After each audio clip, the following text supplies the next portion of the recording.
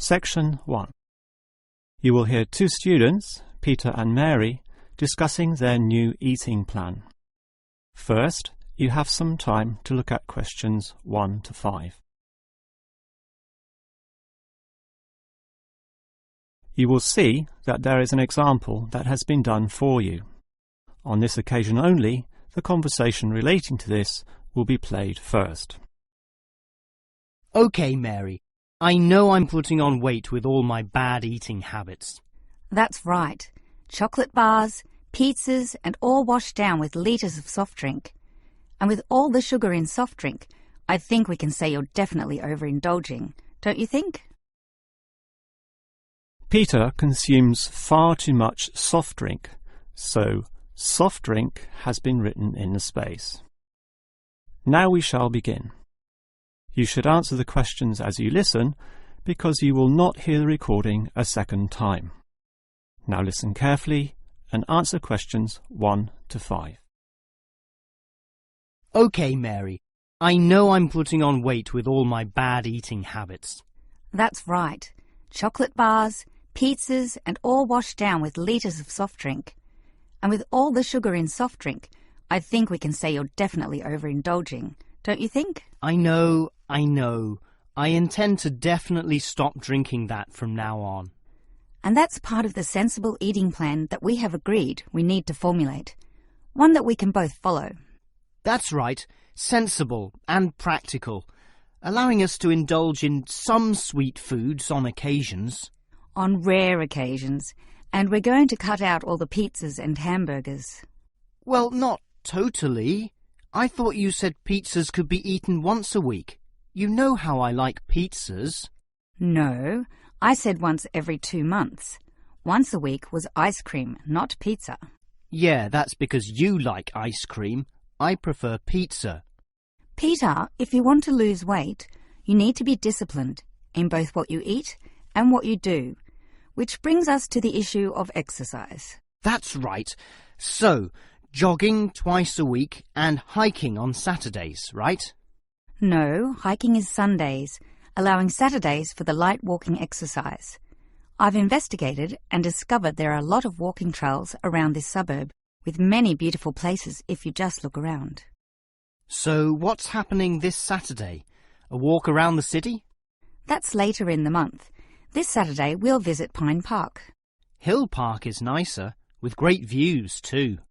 Yes, but we have to travel too far to reach Hill Park, so I ruled that out, and I love the smell of pines. And what about the weekday meals? Salads every night, I suppose. No, it's important to vary the meals so that the food remains interesting and fun. The only common factor is the fruit juice, but otherwise we'll have a variety of healthy fare, from salads to fish to lean meat. I'd rather have meat every night, but you're the boss. If you want to lose weight, you'll have to accept this program, okay? Okay. Before you hear the rest of the conversation, you have some time to look at questions 6 to 10.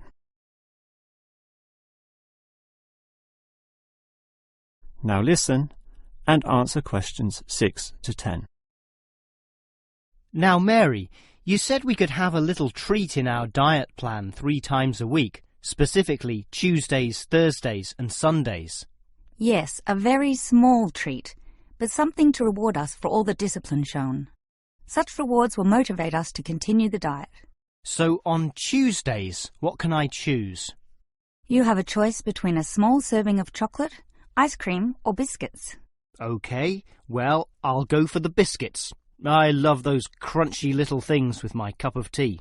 So do you, right? I do indeed, so I'll have them too, saving the ice cream for later.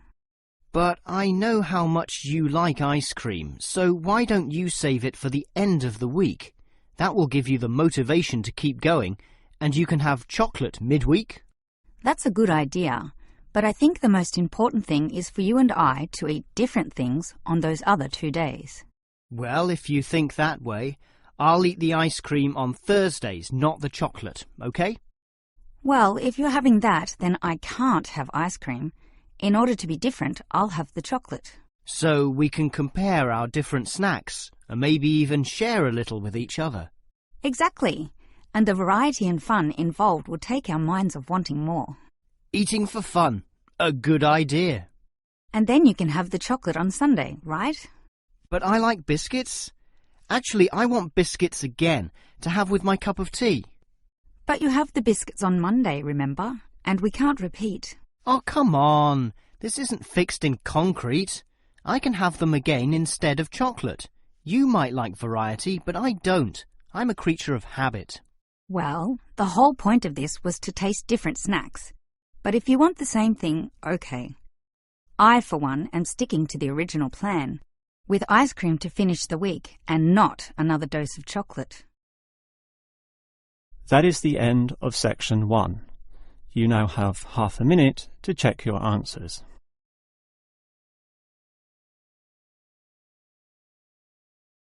Section 2. You will hear a childcare worker telling some mothers about the advantages of her centre. First, you have some time to look at questions 11 to 16. Now listen carefully and answer questions 11 to 16. Hello everyone, and welcome to the Stanfield Childcare Centre. Now I know you're all new mothers and you like to cling to your children. You've certainly spent a lot of time raising them to the age of 4 and are perhaps reluctant to leave them here at our centre. Well, one of the first things you should understand is that here it is safe. Very safe. Look around and you'll see that every room has padded walls. Other centres have standard painted walls, but here we have invested a lot to ensure your children will not hurt themselves when running around and possibly tripping over. This padding extends around all corners. That is, the areas most likely to bruise and cut your active little child. So, you can rest assured that any accidents of a physical nature are not likely to happen here. Now, you don't want to dump your child at this centre and let them waste their time. You want them to learn, and that's one of the greatest assets of our establishment. Our staff are not only trained childcare workers, but all of them have a special skill which they can impart to your child. Whether it be teaching the ABC, some basic mathematics, artistic skills, or physical education. We are particularly known for our preschool literacy program and have a wealth of learning toys specially designed to develop your child's potential. Of course, one concern many mothers have is that, in environments such as these, colds and flus and other viral nasties can be easily spread around.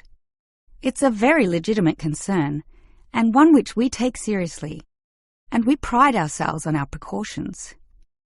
For a start, unlike most centres which clean with standard detergents, we disinfect every service at the end of every day, using a special disinfectant wash. Some places just wipe surfaces daily with a damp cloth, but not us, and that's just the start. We also physically check your children when they arrive every day, and if we feel your child is sick, we ask him or her to wear a face mask to ensure germs are not transmitted. If your child is noticeably sick, then we ask you to take them back home to recover.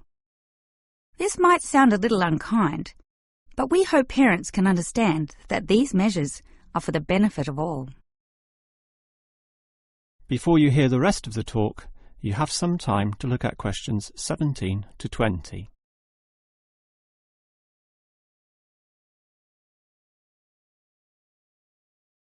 Now listen and answer questions 17 to 20.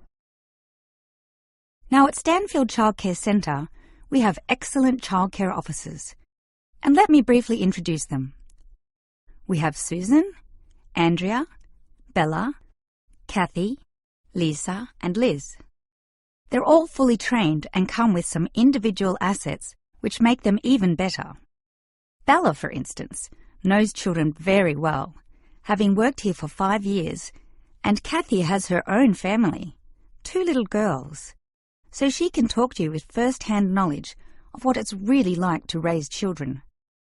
But getting back to Bella, she often relaxes here after work, spending long hours chatting to parents, as does Kathy in fact. But in terms of hours, nothing can compare to Andrea, who will sometimes spend the night here, staying in our overnight room. Why? Because this centre is very friendly and simply a great place to be. Bella, for example, used to be quite shy herself, but now is marvellous with the little kiddies, as outgoing as any of them. We let Kathy, though, deal with the particularly quiet and introverted children. Since having her own family, she knows what can really bring them out. Of course, what better way to do this than with yummy homemade cakes, and Kathy often gets these from Bella, who can make some of the best in town. Yes, everyone here brings something special, which is why we're one of the best childcare centres in the business. That is the end of section 2. You now have half a minute to check your answers.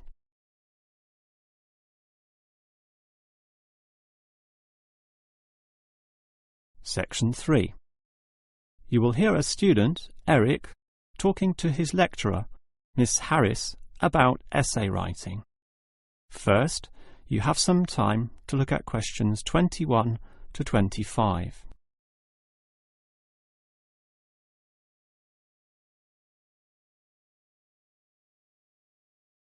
Now listen carefully and answer questions 21 to 25.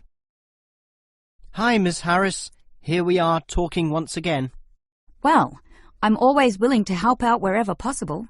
Is anything troubling you? Well, your advice last week about writing summaries was very useful, and I'm using these summaries a lot in order to prepare my final master's thesis. But you're having problems, right?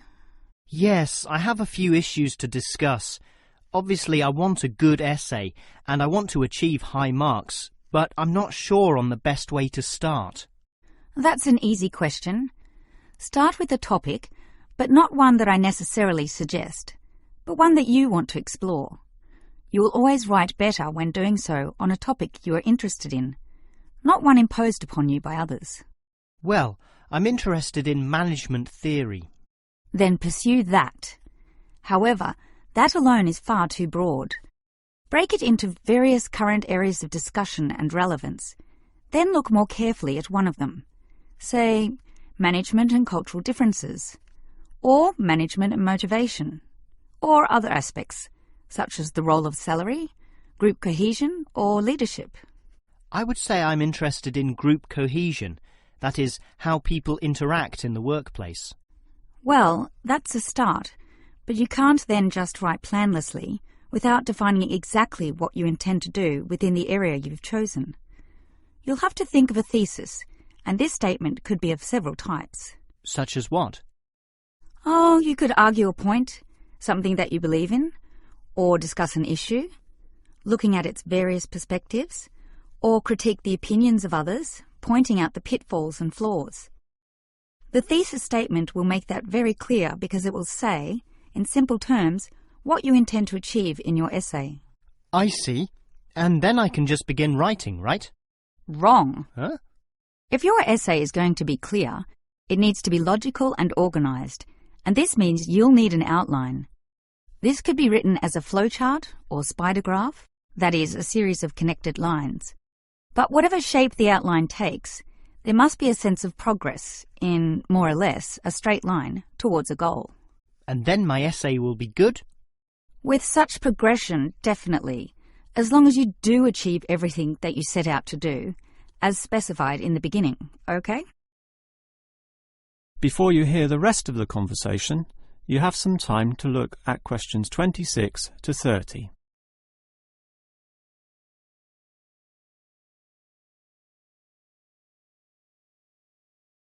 Now listen and answer questions 26 to 30.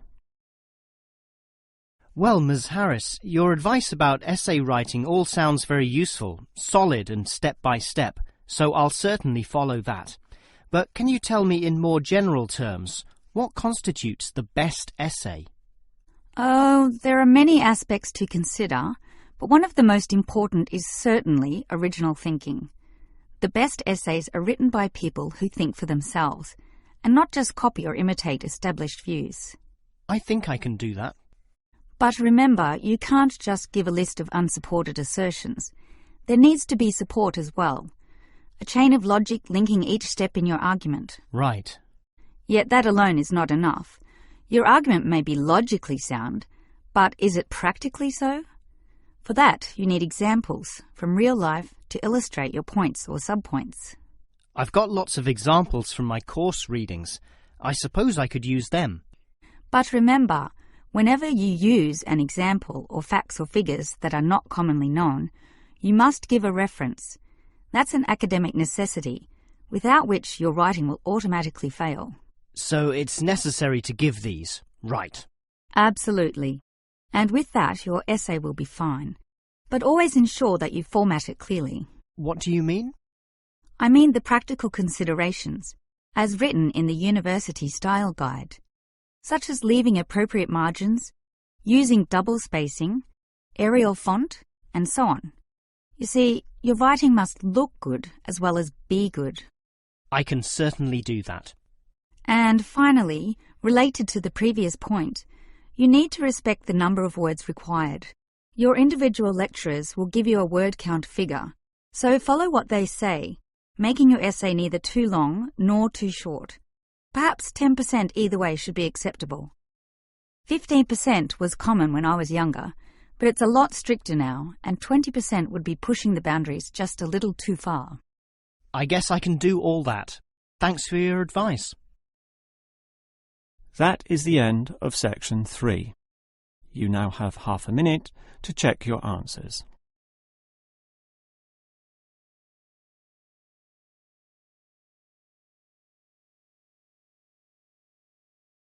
Now turn to section 4.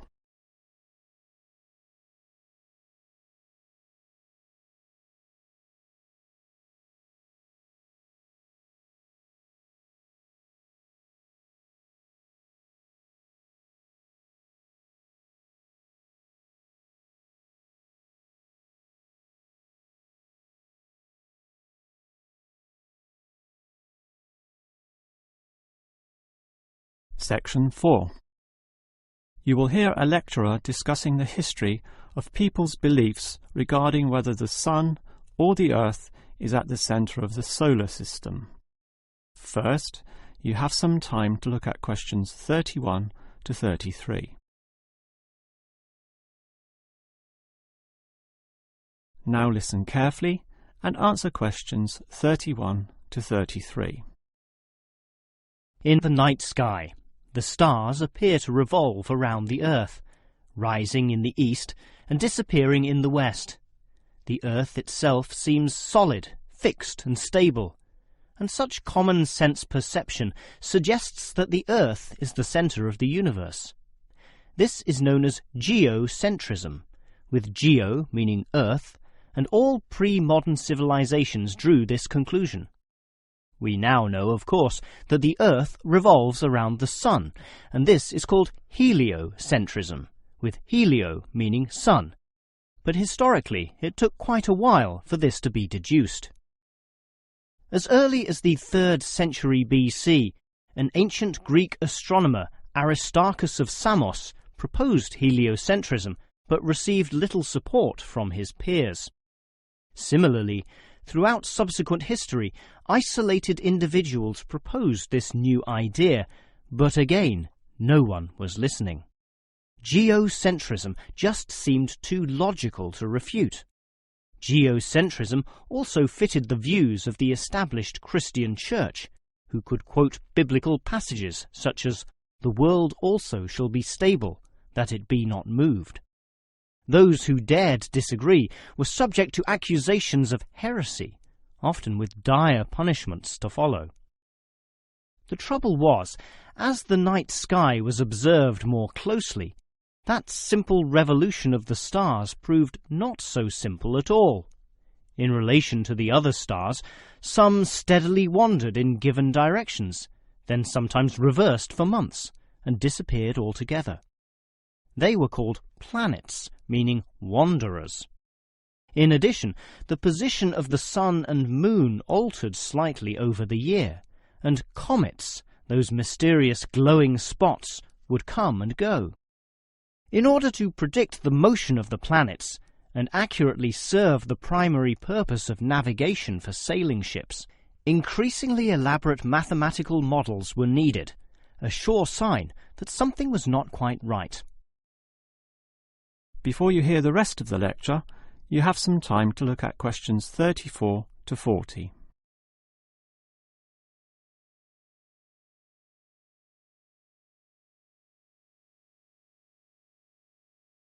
Now listen and answer questions 34 to 40. Heliocentrism, or the belief that the Sun is the centre of the solar system, still needed a mathematically sound description before it could be scientifically accepted. And it was a Polish astronomer, Nicholas Copernicus, who in 1543 first published this.